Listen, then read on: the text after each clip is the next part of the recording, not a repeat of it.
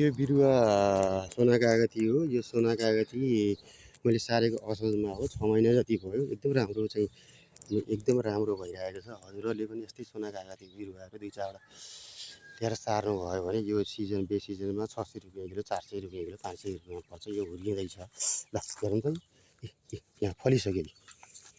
यहाँ फलिसक्यो सोनाकागती स्याम्पल हुन्छ भन्ने कुरो एउटा चाहिँ उदाहरण दियो। यो कुनै इन्डियाका, कुनै चाइनाका बिरुवा छन्, कुनै 600 कुनै 800 बिरुवा हुन्। यो चाहिँ हाइब्रिड अमला हो। यो अमलाले चाहिँ यसमा राम्रो रहेछ। यो बुटो पनि आगोमा फल्छ होला। फलेपछि हजुरहरूलाई यो पनि देखाउँला है। अमला पनि एकदम राम्रो औषधि हो मान्छेको पेटको लागि। भएको ग्यास्ट्रिकदेखि लिएर मान्छेको चाहिँ भएको इम्युनिटी सबै चाहिँ अमलामा गुण हुन्छ। त्रिफलाभित्र रोगहरू अमला पनि पर्छ। यो अमला हजुरहरूले पनि लगाउनु भयो भने भिटामिन सी प्राप्त हुन्छ। भिटामिन सीबाट लाग्ने रोगहरू हाम्रो शरीरमा लाग्न दिँदैन है भन्दै म आज फेरि म अलवेज थिङ्क पोजिटिभ। जुनसुकै अफिसमा झगडा होस्, जुनसुकै टोलमा झगडा होस्, जुनसुकै ठाउँमा हामीले जेसुकै कुरा गर्दाखेरि पनि है एउटा विषयमा प्रसङ्गमा चाहिँ लिएर कुरा गरिन्छ। त्यसपछि हामीले सधैँको लागि इस्यु राखिन्छ। त्यस्तो होइन। त्यो चाहिँ मान्छेहरू रोग लाग्छ, दुःख पर्छ, समस्या आउँछ, विभिन्न कष्ट पर्छ मान्छेको जीवनमा पर्छ। चेतना छ मान्छेमा। त्यही चेतनाको कारणले गर्दा मान्छेलाई रोग लाग्छ, समस्या पर्छ, दुःख पर्छ, आर्थिक समस्या पर्छ, सबै कुरा पर्छ। त्यसो भएर अलवेज थिङ्क पोजिटिभ है। हस्पिटल जानु पर्ला, उपचार गर्नु पर्ला। अब उपचार गर्ने डक्टरको भरोसा नगरिकन औषधिको भरोसा मर्नु भयो कि अब क्यान्सर भयो अथवा टिबी भयो, अब फाइल्स भयो, के हुने भने त्यसैको लागि मात्रै एक गरिएर बस्यो हामी त्यसैले विरक्ति हुन्छ। त्यसो भएर ठाउँमा आइएको छ, उपचार हुन्छ है भन्दै ल हेर्नु त। ओहो यो चाहिँ हाइब्रिड मकै हो। यो मैले 400 रुपियाँ किलोको चाहिँ ल्याएको थिएँ। अहिले खडेरी धेरै मचिएको थियो। त्यो खडेरी मचिएर पनि चिसो भएतिर चाहिँ अलि राम्रो हुन्छ। उसमा चाहिँ अलिक हुँदैछ।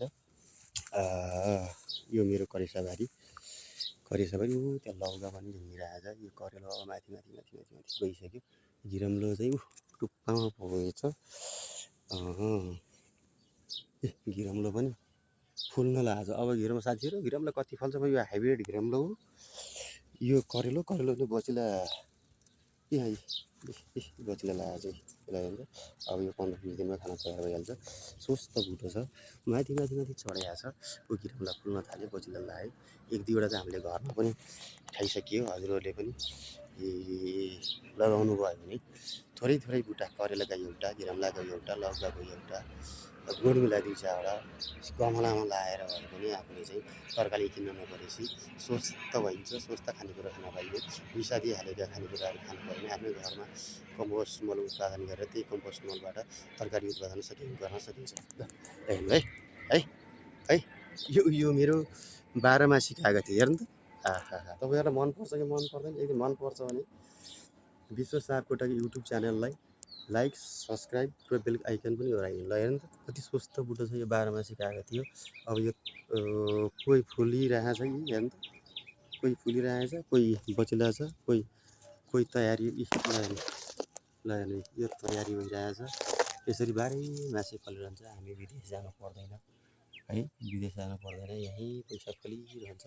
अब यो अहिले पनि 300-400 रुपियाँ किलो कागती छ। पोहोर मैले यही एउटा सानो बुटोबाट सबै गाउँमा बाँडेर पनि 7,000 रुपियाँ निकालेको थिएँ। अब अहिले मैले व्यावसायिक रूपमा गरेको छु। कम्तीमा पनि यो बुट्टाबाट मैले अब यो वर्षभरिमा 12-13 हजार रुपियाँ निकाल्छु जस्तो लाग्छ। हेर्नु त अब कोही फुलिरहेछ, कोही फलिरहेछ, कोही बेच्नु तयारी भइसक्यो। त्यसो भएर बुढापाकाले भन्थे बुट्टामा पैसा फल्छ भन्थ्यो। हो बुट्टामा पैसा फल्छ। जान्नु पऱ्यो नि, तरिका सिक्नु पऱ्यो नि। विदेश गएर अर्काको भाडा माझेर, अर्काको गुलामी बनेर है यता आइज उता आइज यो गर त्यो गर भनेर कम्पनीमा थर्काउँदाखेरि तपाईँको अस्मिता त्यहाँ तपाईँको स्वाभिमान घिर्दैन? यति सुन्दर नेपाल छ, यति राम्रो चाहिँ मौसम भएको देश छ, 12 मासे फलफुल तरकारीहरू हुन्छ। तपाईँहरूको बुद्धि कहिले पलाउने हो हे भगवान्? हे धरती माता, नेपालीका पुत्रहरूलाई जाने चाहिँ वातावरण विदेश गएर आफ्नो चाहिँ युवा बेचिएर बस्ने दिन नआओस्। सबैले यहीँ केही गरौँ, यहीँ गऱ्यो भने केही न केही उन्नति हुन्छ। ल हेर्नुहोस्, यो यो यो बुटो देख्नुभयो हजुरहरूले? ल हेर्नु है, यो बुटो मैले कार्तिकमा ल्याएर सारेको। अब यो फुल फुल्नलाई तयारी भएर बसेको छ। यो चाइनाको बुटो हो, यो सोना कागती हो, यो पहेँलो हुन्छ, रस पनि राम्रो आउँछ। त्यसैले विदेश जाने साथीहरूको लागि यो एउटा उदाहरण हो। कहीँ जानु पर्दैन, घरै बसौँ, परिवारसँग बसौँ, मिठो खाउँ, राम्रो नराम्रो जस्तो भए पनि आफ्नै घरमा, आफ्नै परिवारसँग, आफ्नै छोरासँग बसेर राम्रोसँग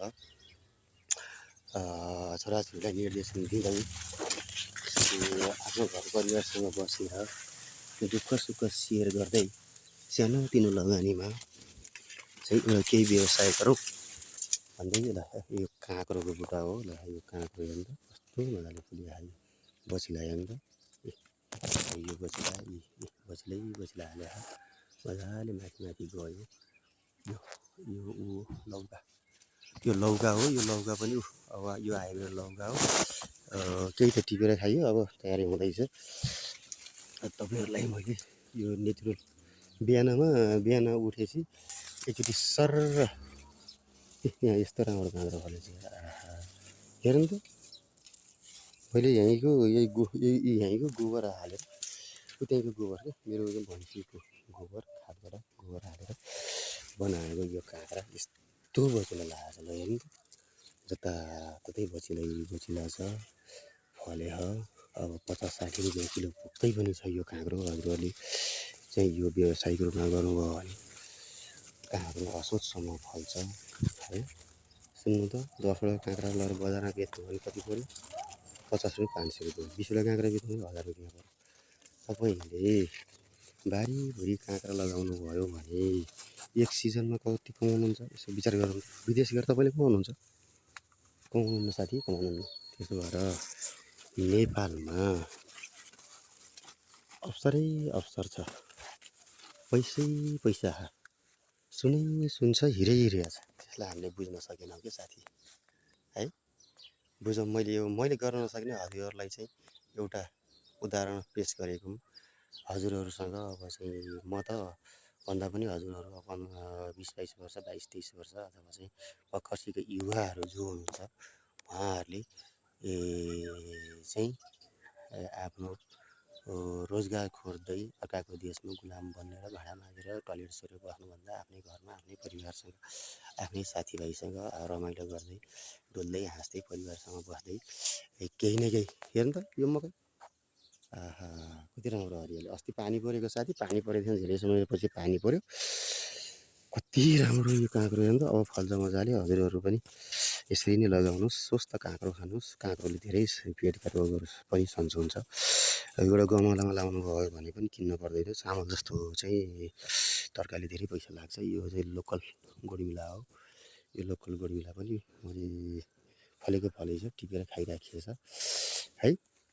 ल अब म हजुर समक्ष चाहिँ जुनसुकै कम्पनी, जुनसुकै फ्याक्ट्री, जुनसुकै ओदा, जुनसुकै ठाउँमा बस्ने र कर्मचारी अथवा टोल छर छिमेक साथीभाइसँग बोल्दा हिँड्दा डुल्दा खाँदा कुनै कुरामा चाहिँ झगडा हुन्छ, रोग उपचार गर्न हस्पिटलमा गइन्छ, कुनै बिरामी देखिन्छ है, उसलाई सान्त्वना चाहिरहेको हुन्छ। त्यसो भएर उसलाई बिरामीको छेउमा गएर हामीले उसलाई ओहो हजुरलाई त यस्तो भएछ, अब सन्छौँ न, हाम्रो साथीले यस्तो गरेर मऱ्यो भन्ने चाहिँ मऱ्यो, यस्तो रोग लाग्यो थियो, यति वर्षपछि मऱ्यो भन्ने चाहिँ त्यस्तो नगरिदिनु होला। किनकि उसको आफ्नो त्यसैले घटिरहेको हुन्छ। तपाईँहरू एकजना बिरामी भेट्न जाँदै हुनुहुन्छ भने उसको अगाडि जाँदाखेरि तपाईँले ओहो तपाईँ त राम्रो हस्पिटलमा आउनुभएछ, यहाँ पहिला पनि यस्तै उदाहरण दिएर यस्तै मेरो दाजु आउनुभएको थियो, उहाँलाई नि यस्तै समस्या थियो। अहिले उहाँ स्वस्थ भएर राम्रोसँग चाहिँ आफ्नो गर्ने खाने गरी हिँड्नुभएको छ भन्दै सान्त्वना दिनुभयो भने आधा रोग त्यस्तैबाट सन्चो हुन्छ। लोइस थिङको बिरामी उनले पनि मलाई सन्चो हुन्छ, म ठाउँमा आएको छु, मलाई उपचार हुन्छ भन्नेतिर लागौँ। अब मलाई यसैले खान्छ, यही हो थाइरोइड लाग्यो, यसैले गर्दा म मर्ने भएँ, मैले दुःख गरेँ केही काम लागेन भन्ने कुरो त्यस्तो नगरौँ। योग गरौँ, ध्यान गरौँ, तप गरौँ, भगवान्को प्रार्थना गरौँ, सबै कुरा ठिक हुन्छ भन्दै हामी टोल समाज र छिमेकमा बसेर अरूलाई गिराउने, अरूलाई होच्याउने काम नगरौँ। किनकि त्यस्तो गर्नाले कुनै पनि काम राम्रो हुँदैन। उही चाहिन्छ, भोलि उसै केही मर्दा पर्दा केही दुःख पर्दा उही साथी नै, उही भाइ नै, उही बाउ, उही दाइ नै चाहिन्छ। त्यसो भएर चाहिँ 2-4 पैसा कमायो, 2-4 पैसा भयो भन्दैमा आफूलाई ठुलो मानेर रावणप्रति, दुर्योधनप्रति कंस प्रवृत्ति नदेखाउँ। सबैले माया गरौँ, माया गरे सबैसँग माया पाइन्छ। Always think positive. हरेक समस्या आउँछ, त्यहाँ समस्यामा समाधान गरेर पोजिटिभ दिमाग भयो भने त्यसलाई समाधान गरेर हिमालको शिखर, उच्च शिखर मा पुग्न सकिन्छ। मेहनत गरौँ, कर्म गरौँ, फलको आशा नगरौँ। कर्म गर्दै गरे चाहिँ फल कसपछि प्राप्ति हुन्छ भन्दै आज म हजुरहरूसँग चाहिँ अलवेज थिङ्क पोजिटिभ भन्ने विषयमा केही धारणाहरू राखेँ। यसमा केही बोल्दा गल्ती भएमा क्षमा माग्दै हजुरहरूसँग म बिदा हुन चाहन्छु। र अरू कुनै दिन म हजुरहरूलाई मेरो जीवन कथा र मैले चाहिँ हजुरहरूलाई योग ध्यान र साधना पनि सिकाउने कुरा लिएर आइरहेको छु। त्यो मैले तयारी कसरी चाहिँ राख्ने त नि मैले त गर्नु त गर्छु, देखाउनु त गरिरहेको छु म भनेर आफूलाई फिरफिर गर्दै हजुरहरूलाई त्यो समय पनि निकाल्दैछु। त्यो तयारी गर्दैछु, यसले यो गर्छ, यसले यो गर्छ, यसले यो गर्छ भन्दै हजुरहरूले पनि सिक्दै जानुभयो भने अहिले प्राणायाम र भ्रामरी गर्दै गर्नुहोस्। अनि ग्यास्ट्रिक हुनेहरूले चाहिँ वज्रासनमा बस्नुहोस्, पेटको रोग सबै सन्चो हुन्छ। र गरुड विष्णु, गरुड महेश्वर, गुरु साक्षात् परब्रह्म तस्मै श्री गुरुवे नमः, यो मन्त्र चाहिँ हिँड्दा, बस्दा, डुल्दा, खाँदा हजुरहरूले सधैँ पाठ गर्दै जाउँ। मोक्ष प्राप्तिको बाटो पनि निक्लिन्छ, आफ्नो भएका रोग पनि हट्दै जान्छ, घरको अशान्ति पनि हट्दै जान्छ। त्यसैले भगवान् शिवको यो पृथ्वीमा उहाँको चाहिँ नै सन्तान हौँ। ईश्वर खोज्दै हिँड्न पर्दैन, ईश्वर मनमै छ। हरेक प्राणीको हरेक एक जीवात्मामा आत्मा छ, त्यही आत्मा नै ईश्वर हो। त्यसैले पूजा गरौँ, हत्या हिंसा नगरौँ, दुःखी दरिद्र अशक्त अपाङ्गको सेवा गरौँ भन्दै आज म बिदा हुन चाहन्छु। हस्त नमस्कार।